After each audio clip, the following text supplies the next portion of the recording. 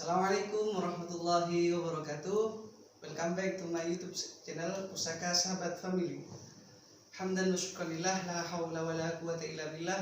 Rabbi yassir wa la tu'assir, Rabbi tammim bil khair. Oke, malam ini kita kedatangan tamu spesial.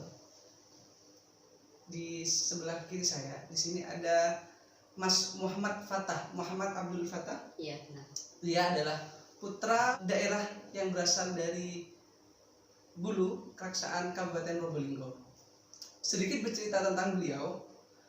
Muhammad Fattah di sini adalah putra dari pasangan Bapak Astro Mis'at dan Ibu Suliha, di mana Fattah ini terlahir dari keluarga yang berasal dari wira swasta. Muhammad Fattah di sini mampu membuktikan bahwa ia mampu mengenyam pendidikan di universitas terfavorit di Malang, yaitu Universitas Brawijaya. Dan perlu kalian tahu, ia mampu kuliah di sana dengan beasiswa 100%. Luar biasa, Masya Allah, tabarakallah. Luar biasa Mas Fattah. Bercerita tentang beliau, fisik dari Muhammad Fattah tidak dijadikannya sebagai kendala. Karena apa? Fisik yang kecil bukanlah tantangan dan rintangan buat ia untuk terus-menerus berkarya, untuk terus-menerus mengukir prestasi-prestasi yang ia bisa lakukan. Masya Allah. Untuk lebih jelasnya, mari kita langsung bincang-bincang dengan Mas Fattah langsung. Di sini sudah jauh-jauh datang dari Bulu. Terima kasih atas kesediaannya. Sama-sama. Oke. Yang kami tahu Mas Fattah dari dulu sampai sekarang itu, karena Mas Fattah ini dulu kebetulan satu alma mater dengan saya di Pondok Pesantren Darul Wal Karomah. Nah, Mas Fattah ini dari dulu hingga sekarang masih terkenal dengan sebutan kutu buku. Kenapa? Karena beliau dari dulu sampai sekarang masih sangat gemar dengan yang namanya membaca. Oke, kita langsung tanya-tanya saja kepada Mas Fattah. Kebetulan kita lagi santuy, ngobrol santuy ya, sambil ngopi, diseruput dulu biar gak tegang. Oke, siap. Bismillahirrahmanirrahim. Oke, pertama-tama saya tanya, kenapa Mas Fattah dulu memilih mondok di Darul? Jadi ceritanya gini, saya tuh jalan-jalan sama ayah saya. Jalan-jalan itu tepat di melewati di PP Darul Wal Karomah. Di situ kemudian bapak saya bilang, ini Jong ada pondok Jong, ada silatnya ini. Aku baca Agar Nusa. Oh iya, ada silatnya gitu. Nah, dari situ saya tertarik waktu itu, karena kan tontonan waktu itu kan tontonan film kolosal seperti Mak Lampir, Anggarma, Tutular gitu. Itu yang penuh dengan silat-silat. Ya, saya bukan motivasi agama, saya pengen belajar agama gitu, enggak juga, tapi ada lebih ke arah silatnya. Iya, karena faktor tontonan kolosal gitu. Kolosal, Masya Allah, luar biasa. Jadi ini lucu sebenarnya, karena kebanyakan santri yang mondok itu memilih pesantren karena keilmuannya, tapi kalau ini tidak, berasal dari ketertarikannya terhadap yang namanya Pancasila. Masya Allah, luar biasa. Tapi alhamdulillah sudah bisa mengenyam, dan satu alma mater dengan saya dulu di Pondok Pesantren tercinta Darul Wal Karomah, asuhan dari Kiai Haji Mahmud Ali Wafa Baidawi, Masya Allah. Atallahumma. Ceritakan dong Mas Fattah, pengalaman Mas Fattah selama di Darul, baik itu pengalaman manis, pahit, asem, asin, ceritakan. Pengalamannya sebelum mondok, alhamdulillah saya ada sedikit basic agama, karena di waktu itu sekolah dua kan, di SD sama di madrasah. Jadi sudah dalam hal keilmuan sudah sedikit bisa beradaptasi gitu. Kemudian saya banyak bergaul dengan teman-teman di daerah lain gitu. Biasalah masa awal pondok itu nggak betah, nangis dan sebagainya. Itu kalau teman-teman di sini belum mondok atau pernah merasakan pondok itu pernah merasakan juga, pasti merasakan. Pasti. Terutama ketika menjelang adzan maghrib itu ada kumandang sayup-sayup itu, udah ingat keluarga, nangis itu biasa waktu awal-awal. Bukan cengeng gitu ya, bukan cengeng. Bukan, karena itu naluriah manusia. Naluri manusia. Kemudian di masa MTS,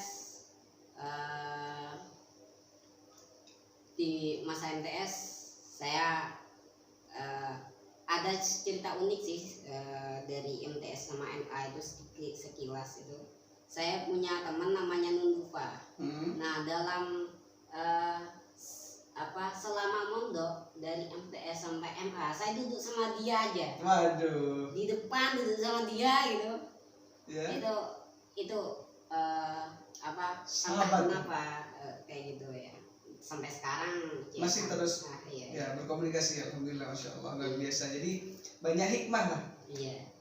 Jadi oh ya, Mas Fatah ini kalau nggak salah di Darullah sekitar 6 tahun. Iya. Betul, luar biasa. Jadi banyak.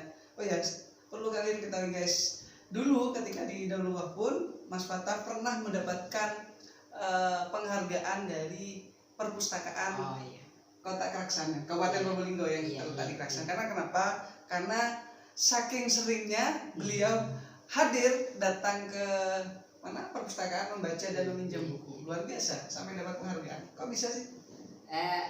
Pertama mungkin saya suka baca buku ya. Saya tidak tahu kenapa saya suka baca buku ya. Awalnya mungkin lihat dari suka buku ada gambarnya. Kartun lah. Ya kartun, tapi bukan kartun sih, banyak kayak semacam majalah yang banyak itu kan warna-warni gitu. Kok menarik, saya baca dan akhirnya ketagihan. Dulu saya ke perpus itu seminggu 2 kali ya, kalau seminggu 2 kali. Pertama setiap hari Jumat itu mesti datang ke sana itu jam 9, udah prepare, siap-siap, udah mandi, kemudian langsung ke sana gitu. Langsung kemudian Jumatan di Masjid Jami waktu itu, ketika pesantren masih belum ada masjid, hanya musola. Kemudian di hari Selasa itu waktu free diniyah itu langsung ke perpus juga. Mungkin dari itu pegawai setempat menilai saya sering aktif gitu, akhirnya mendapatkan pengunjung teraktif, penghargaan pengunjung teraktif di waktu itu. Masya Allah, tabarakallah, luar biasa sekali. Oh ya, kira-kira siapa sosok atau motivator terbesar buat Mas Fatah sehingga Mas Fatah ini sangat cinta dan sangat gemar sekali membaca buku? Kalau dalam hal membaca buku itu ini, karena itu bukan faktor eksternal, maka saya jujur tidak punya motivator dalam mengapa saya harus membaca, karena itu dari diri saya sendiri. Namun kalau bicara tokoh atau favorit waktu itu ada 2 guru waktu itu. Pertama guru di Aliyah ya. Pertama Pak Sugi, kemudian Indra Hasan, Dr. Haji Hasan Baharun MPD. Pertama Pak Sugi ini kalau ngajar itu keren. Kami ketika diajar itu serasa menjadi mahasiswa diajari oleh seorang dosen. Terlepas beliau memang dosen, tapi nuansa kampus itu dibawa ke sana, kemudian kita diajak berpikir gitu, dan kita lebih kreatif dalam berpikir gitu. Kalau Gus Hasan ini, Indra Hasan ini, beliau itu multi talent dalam hal segala pengetahuan. Jadi setiap beliau mengajar itu kami speechless gitu, artinya terpengaruh, bukan terperagah gitu. Wah gitu ya gitu. Akhirnya dari sosok itu saya juga terinspirasi, termotivasi dan sebagainya. Untuk semakin rajin lagi membaca dan membaca. Dan bahkan perlu kalian ketahui, Mas Fatah ini baik dulu ketika di pesantren sampai di perkuliahan, di kamarnya sangat menarik. Ada tempelan kertas-kertas kecil di dindingnya, di atas bentarnya dan sebagainya. Ditulisin, Fatah, hari ini buku apa yang sudah kamu baca? Fatah, sudah berapa lembar yang kamu baca? Itu yang saya pernah lihat sendiri kayak gitu. Luar biasa. Karena waktu itu ya itu tuntutan itu udah di zaman mahasiswa itu tuntutan untuk membaca buku, karena kan saya di jurusan sosial kan, jurusan ilmu politik. Waktu itu mau nggak mau harus banyak asupan kepala untuk berdiskusi dan segala macam. Saya harus gitu, tapi karena basic saya nggak memang suka membaca, tapi itu nggak membebani, malah semakin suka karena hobi gitu. Oke, luar biasa. Masya Allah, Mas Fatah ini juga setelah beberapa tahun, 6 tahun beliau mondok di Darullah, luar biasanya alhamdulillah diberkati masyayikhina fi mahdi Darul Karamah, Mas Fatah mendapatkan beasiswa full di kampus Universitas Brawijaya. Alhamdulillah juga kalau yang namanya kampus Universitas Brawijaya itu kampus kalangan berduit, kampus milenial, kampus yang super wow lah di Malang, bahkan di Jawa Timur, termasuk kampus yang paling diidamkan oleh banyak siswa yang akan melanjutkan di perguruan negeri. Gimana sih Mas Fatah cara Mas Fatah di sini kok bisa seorang Mas Fatah, anak dari seorang wira swasta yang tidak tahu masalah pendidikan, tidak tahu masalah terkait universitas, kok bisa Mas Fatah ini bisa mendapatkan beasiswa di Universitas Brawijaya? Pertama motivasi kuliah dulu ya. Yeah. Pertama motivasi kuliah sebenarnya, kalau boleh jujur saya ada kenangan pahit di pondok ya. Ini sisi lain gitu. Sisi lain, luar biasa. Ada sisi ya, lain ya. Ya, kasarannya saya waktu itu banyak dibully sama teman-teman. Bulian itu bukan hanya bulian psikis, tapi juga bulian fisik gitu. Sangat keras sekali, hampir setiap hari gitu. Hampir saya melakukan hal yang ekstrim di situ. Saya ingin melakukan hal ekstrim itu tidak jadi bukan karena saya takut sama agama, tidak waktu itu. Karena kalau saya berpikir kalau saya melakukan tindakan ekstrim ini, maka saya stuck di sini, sudah tidak ada. Masa depan saya tidak ada, tidak bisa kuliah dan sebagainya. Akhirnya saya menunda kegiatan ekstrim, hal-hal ekstrim yang seperti itu. Kemudian sebagai pengalihan, saya berpikir saya di sini seperti ini, tapi suatu saat nanti ke depannya saya akan lebih maju dan mereka akan melihat saya. Masya Allah, luar biasa ya. Itu pertama, saya harus ingin kuliah untuk kemudian mengalahkan teman-teman yang yang suka bully dan sebagainya. Itu motivasi awal ya. Kemudian yang kedua adalah waktu itu saya suka organisasi. Waktu itu saya aktif di IPNU gitu. Saya meskipun IPNU di sana tidak aktif, tapi saya sering berinteraksi dengan ketuanya dan bagus sekali, sering berdialog, berdiskusi, dan bikin saya berpandangan ke depan gitu, tidak hanya di situ aja. Pertama, waktu itu saya ingin ambil jurusan manajemen gitu. Saya sudah berpikir saya pengen menjadi direktur utama gitu. Itu waktu di MTS kelas 3 MTS. Kemudian seiring berorganisasi itu, kemudian saya suka hal-hal yang bersifat strategik gitu. Akhirnya saya coba karena sering di perpus, saya baca-baca ada jurusan ilmu politik. Akhirnya saya tertarik di situ. Bahkan saya mengumpulkan uang dan membeli buku pengantar ilmu politik itu kelas 3 aliyah itu. Saya sudah baca buku pengantarnya. Masya Allah, luar biasa. Sebelum kuliah sudah mencoba mengenal terlebih dahulu. Iya, berarti nggak salah ya ngambil jurusan ilmu politik ini. Iya, waktu itu tidak salah. Iya. Luar biasa. Kemudian bagaimana saya kuliah di situ? Karena TK saya sudah bulat waktu itu. Awalnya saya dari kelas 2 aliyah itu sudah menabung. Saya apa menyisihkan uang uang jajan. ya uang jajan itu saya sisihkan 50%. Saya sisihkan 50%, akhirnya di kelas 3 saya sudah punya uang 300.000 waktu itu. Dalam 1 tahun ya? Iya. Masya Allah, luar biasa.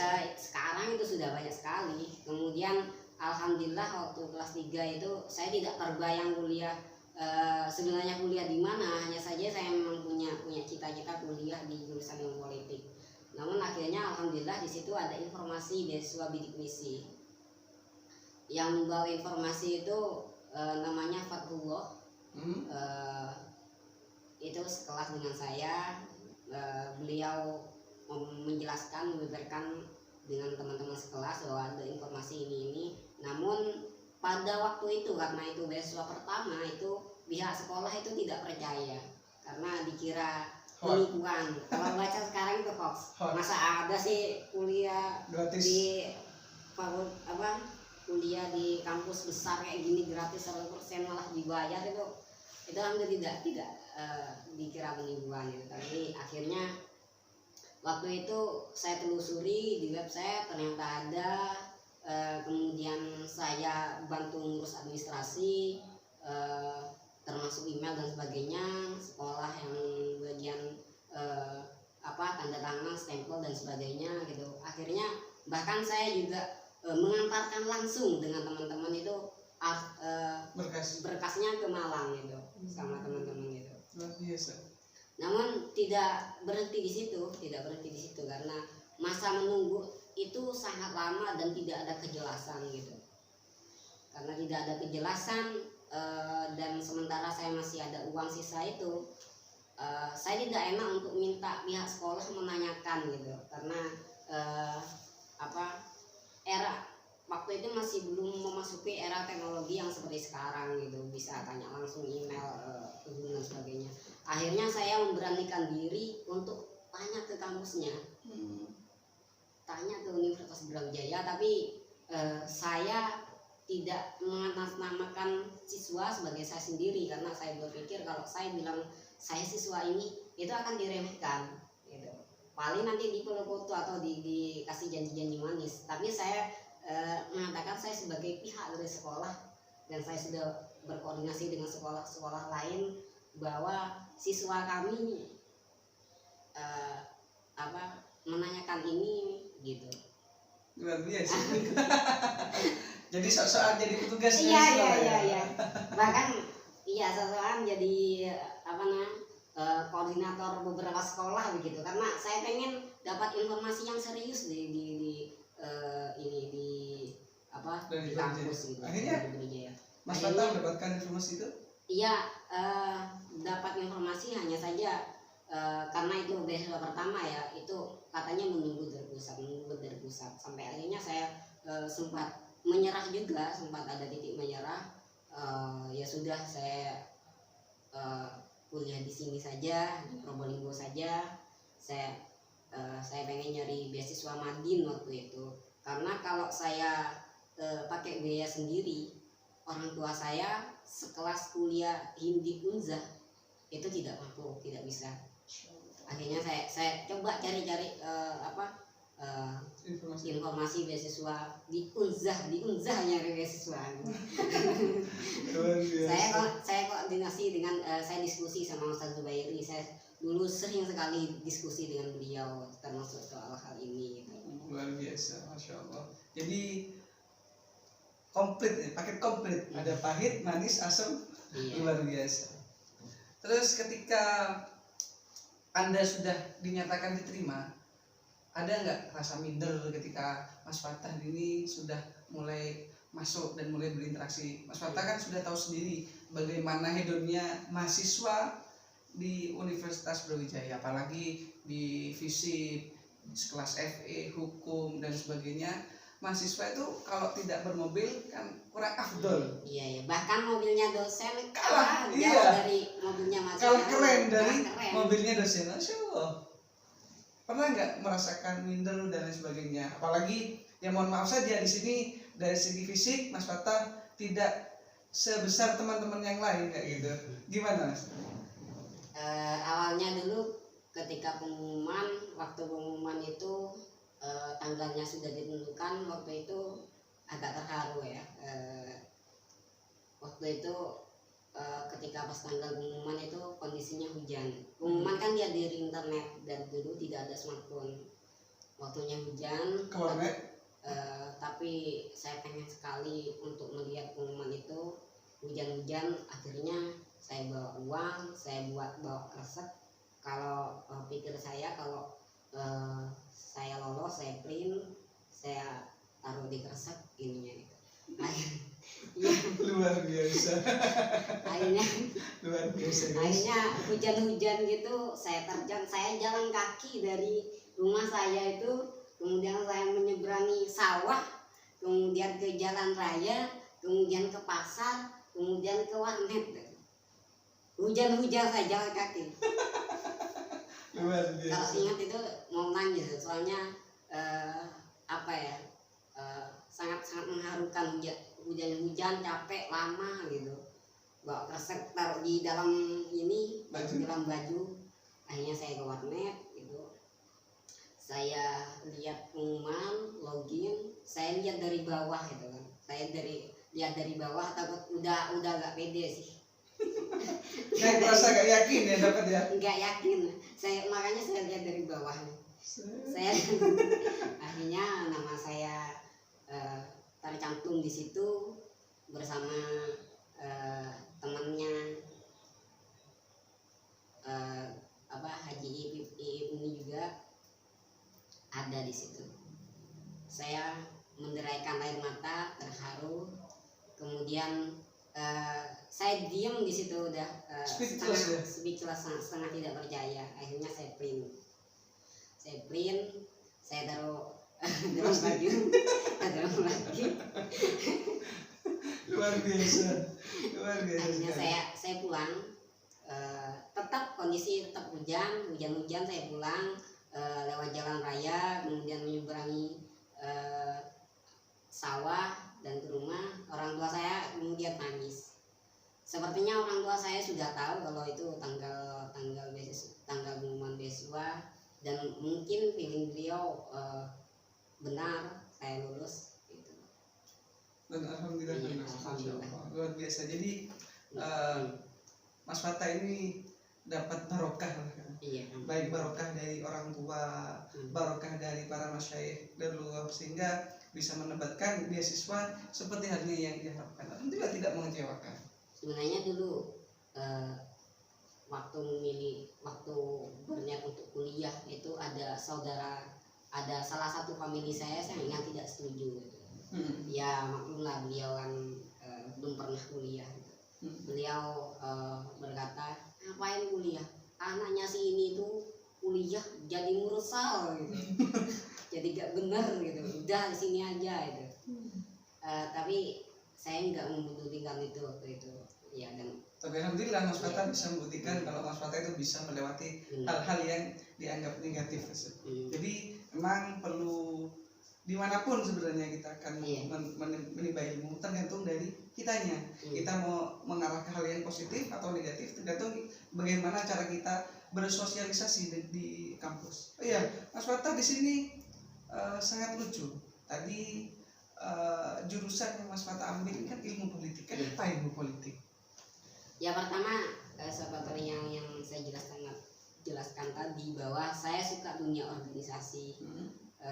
Saya dulu di IPNU sering diskusi dengan ketuanya gitu. Dari itu kemudian saya gini juga. Saya di pondok itu awalnya saya suka agama, pelajaran agama. Saya suka kajian tasawuf, kajian perbandingan mazhab dan sebagainya yang aneh-aneh itu gitu. Karena biasanya kan orang itu kalau enggak bahasa Arab ya fikih gitu kan biasanya kan. Jadi pengen yang nyeleneh kan? Bukan pengen nyeleneh, tapi nggak tahu sukanya di situ. Namun setelah saya menjalani gitu, akhirnya saya merasa tidak jodoh dengan itu, karena saya orangnya tidak dobit ternyata. Ketika ada hafalan itu saya sering tidak hafal dan saya merasa sepertinya ini bukan jalan yang tepat untuk saya. Kemudian saya berpikir apa ya. Kemudian saya memilih saya harus mencari yang jurusan ilmu umum itu, yaitu ilmu politik. Alhamdulillah sesuai dengan harapannya. Ya, alhamdulillah berhasil lolos gitu. Masya Allah. Dan alhamdulillahnya Mas Fatah ini juga bisa mempertahankan beasiswanya sampai lulus. Ya, alhamdulillah. Ya. Karena banyak Mas ya, yang saya lihat ketika di perkuliahan anak yang sudah terlanjur tercebur ke organisasi, akhirnya apa? Kuliahnya kalah. Dan ada beberapa teman saya juga beasiswanya sampai ditarik oleh kampus. Masa? Iya. FE. Iya. Gara-gara tidak memenuhi target dan sebagainya. Luar biasa. Oh ya, Mas Fatah setelah lulus dari Universitas Brawijaya, seperti yang kami ketahui saat ini, lebih memilih mengadu nasib ke ibu kota. Kenapa memilih ibu kota? Padahal Mas Fatah kan tahu sendiri kalau di ibu kota itu merupakan kota metropolitan yang sangat keras, beda dengan di Probolinggo. Kenapa Mas?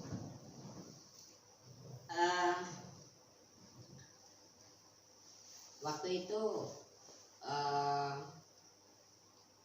banyak teman-teman saya, ada beberapa teman-teman saya yang sudah ada yang di Jakarta. Kemudian saya merasa saya tertantang untuk kemudian mencari challenge yang lebih yang ke tahap selanjutnya, yaitu saya merasa ke Jakarta itu yang tepat begitu.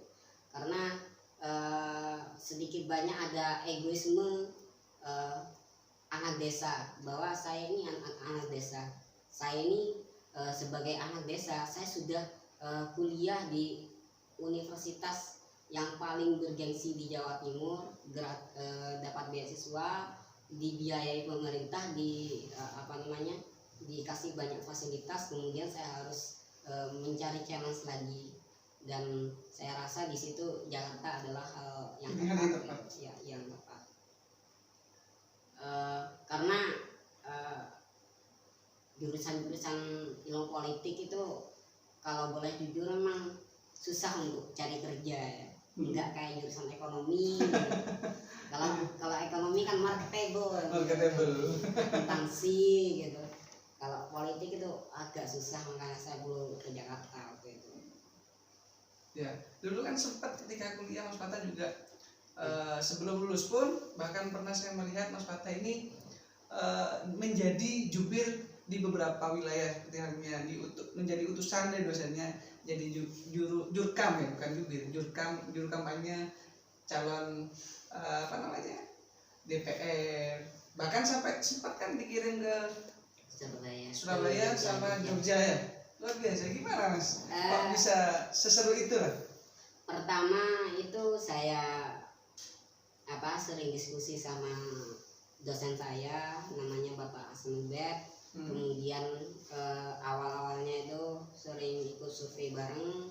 Kemudian beliau ada kerjaan, dan alhamdulillah beliau memilih saya untuk menjadi partner beliau.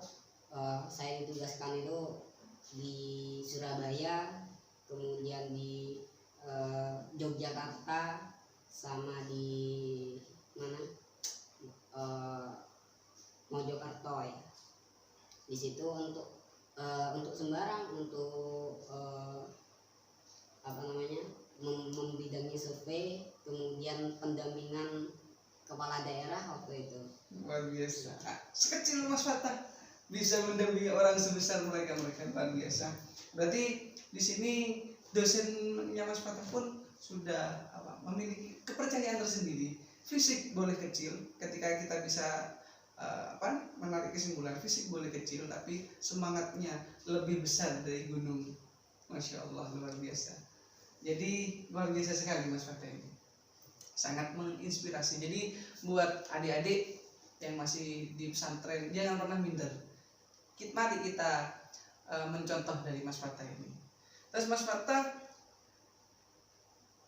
kalau tidak salah saat ini Mas Fatah sudah bekerja di Kementerian Desa. Iya. Kok bisa Mas Fatah yang memiliki keterbatasan fisik bisa masuk di Kementerian Desa? Awalnya di apa namanya di Jakarta itu tidak langsung ingin masuk ke situ ya. Di Jakarta itu saya di lembaga riset waktu itu sama kerjaan-kerjaan freelance lainnya ya, biasanya apa itu masalah survei, kemudian kebijakan publik dan sebagainya yang freelance seperti itu. Sebenarnya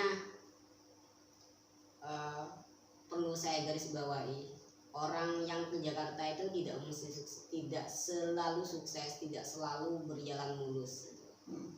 Ada juga tantangannya, ada juga pahit manisnya begitu. Saya juga mengalami hal-hal yang semacam itu sampai mungkin kalau hal ininya dulu ya, hal pahitnya sampai saya itu berbulan-bulan makan sehari sekali gitu, karena memang susah kayaknya. Dan jujur waktu itu saya mau pulang itu malu sama keluarga dan sama yang lain, karena ekspektasi mereka itu sudah besar saya itu, mau gimana pun saya harus stay di sini sampai saya membuktikan itu. Mengapa kemudian saya bisa bekerja di Kementerian Desa? Waktu itu memang banyak yang saya lakukan, pekerjaan lain, hingga kemudian ada job terkait lowongan kerja di Kementerian Desa itu. Akhirnya saya mencoba melamar di situ, dan bersama teman-teman saya, dan dengan mengandalkan jaringan juga akhirnya mendapatkan beasiswa itu. Di Kementerian Desa saya di Sekretariat Jenderal di bagian perencanaan umum. Di situ banyak mengurus hal-hal administratif, hal-hal kepegawaian dan hal-hal kementerian, koordinasi dan sebagainya. Luar biasa sekali. Jadi sekecil Mas Fatah sudah menginjakkan kaki di Kementerian Desa, berada di bawah naungan Jokowi, Masya Allah. Luar biasa Mas Fatah. Barokahnya pesantren. Kira-kira rencana Mas Fatah ke depannya bagaimana? Untuk rencana ke depan, tentu saya tidak akan selamanya tinggal di Jakarta. Saya akan pulang. Barangkali ada dua opsi, yaitu di Probolinggo atau di Malang gitu. Karena Malang itu tempat kota favorit bagi saya itu. Di sana kota pendidikan, sejuk, kemudian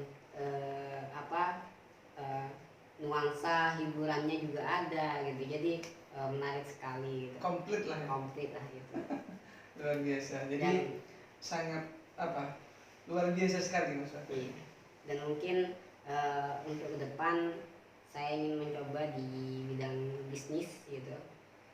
Untuk saat ini saya sudah mengumpulkan beberapa dana, baik di Bursa Efek Indonesia atau di tabungan sendiri, ya untuk di bisnis gitu. Karena kedepannya itu adalah era kemandirian ekonomi. Luar biasa sekali, Insya Allah. Jadi banyak masih yang akan Mas Fatah lakukan ke depannya. Masih banyak angan yang akan Mas Fatah lakukan. Luar biasa sekali Mas Fatah.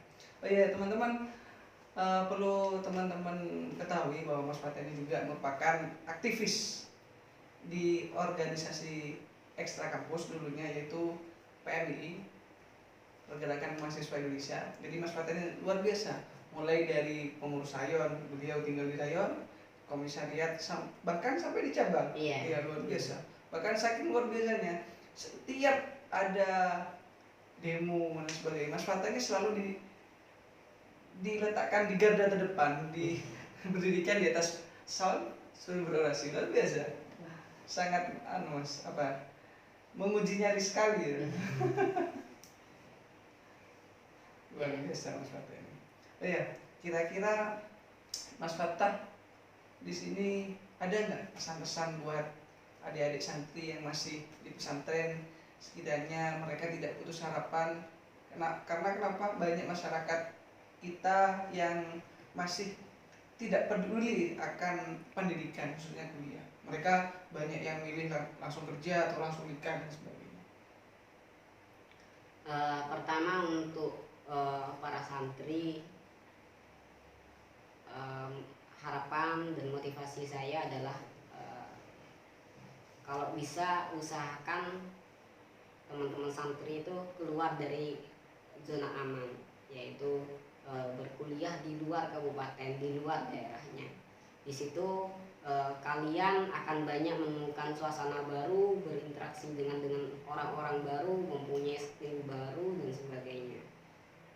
Jangan pernah minder dengan keadaan, baik itu keadaan fisik maupun keadaan ekonomi. Pertama, keadaan fisik itu selama kita masih berpikir, maka selama itu pula kita bisa menjadi manusia yang maju, kita bisa mengangkat harkat martabat diri dan keluarga. Kemudian terkait masalah kendala ekonomi, hari ini itu sudah banyak sekali beasiswa baik dari pemerintah maupun dari swasta seperti bidik misi, LPDP, DAAD, itu sudah banyak sekali. Tinggal bagaimana kita memasuki dan diterima di situ. Tentu butuh perjuangan keras. Betul. Yaitu terus rajin belajar, terus men-challenge diri teman-teman gitu. Karena bahwa kita memang harus men-challenge diri kita sendiri, harus mencoba hal-hal baru, menjadi orang yang maju, karena itu adalah bagian dari perjalanan hidup ini. Ada sebuah patah, kalau hidup hanya untuk hidup, monyet pun hidup gitu.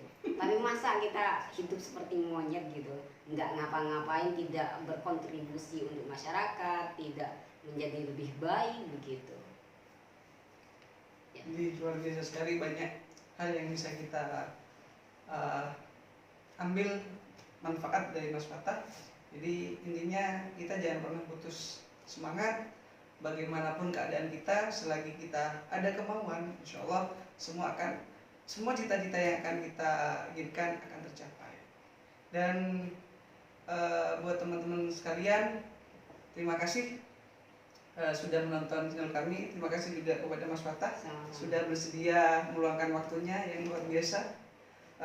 Kami sangat bahagia karena sudah berkesempatan untuk mewawancarai langsung. Kita bisa berjawab-jawab santai di sini. Terima kasih atas kehadirannya. Wallahul muwaffiq ila aqwamit thoriq. Wassalamualaikum warahmatullahi wabarakatuh.